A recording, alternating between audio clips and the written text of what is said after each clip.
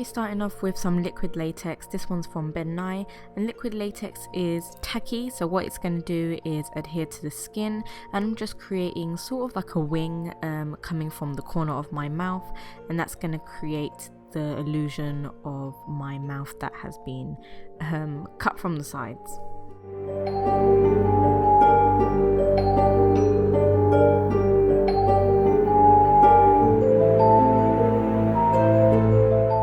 As you can see, it has dried up, so I am doing a second layer, and with liquid latex you do want to put quite a few layers, maybe 2 to 3 layers, just to build up the coverage, and then it will be easier to peel off later.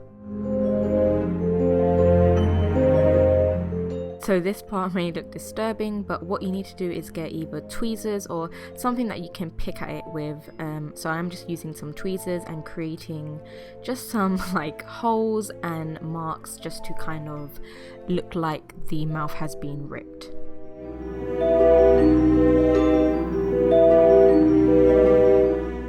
So I am going to be using some matte spirit gum, and spirit gum is just a adhesive, it's like glue, and as you can see the parts that have peeled up, I'm just going to be sticking them down.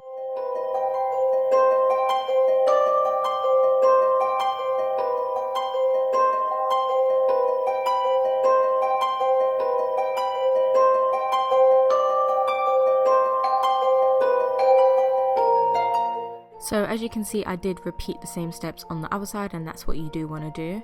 And I am taking some scissors now, and this part may look a little bit disturbing, but you just want to cut the sides and open up kind of a slit in the latex, and be careful that you don't cut yourself, because I almost did. Taking this Ben Nye cream contour wheel, and I'm taking the red shade, and I'm just going to be painting and filling in the part that we opened up, just to make it look like that's where the mouth was kind of ripped and opened up.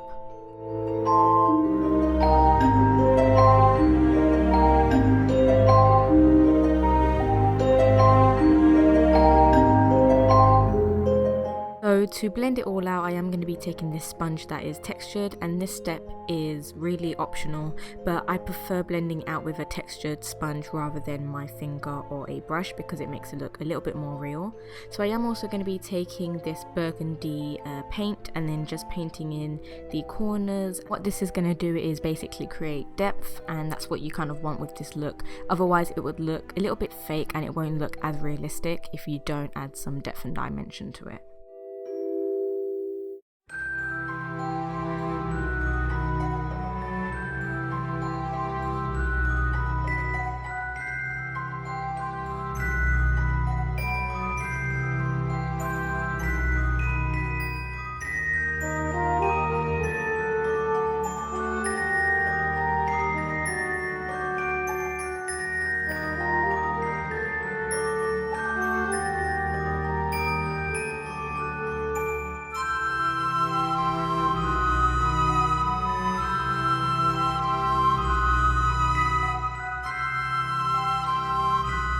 After you have finished that side, you do want to do the other side, and this is what it should look like so far.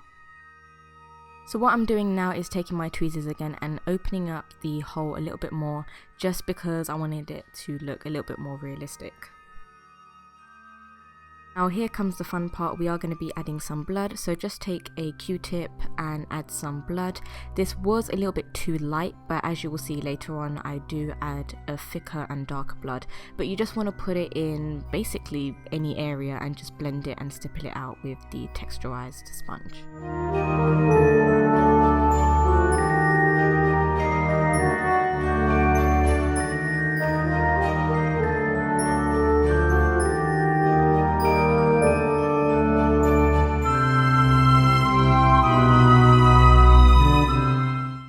I'm taking the thicker and darker blood, and I don't know how to say this, is it congealed blood or congealed? I'm not sure, but I am going to be putting this basically in the same area again and just making it look even more darker and a little bit more gory. So this next step is optional, but I feel like if you did actually cut your mouth like this and it was ripped open, you would obviously get blood on your teeth and lips, so that's what I decided to do, but of course it is optional. But other than that, the look is complete, and this is just a quick and easy Halloween look that you can do that's last minute. So definitely comment down below and let me know what other Halloween looks you want me to do, and I'll definitely do them for you guys. Don't forget to like and subscribe, and I will speak to you in the next video.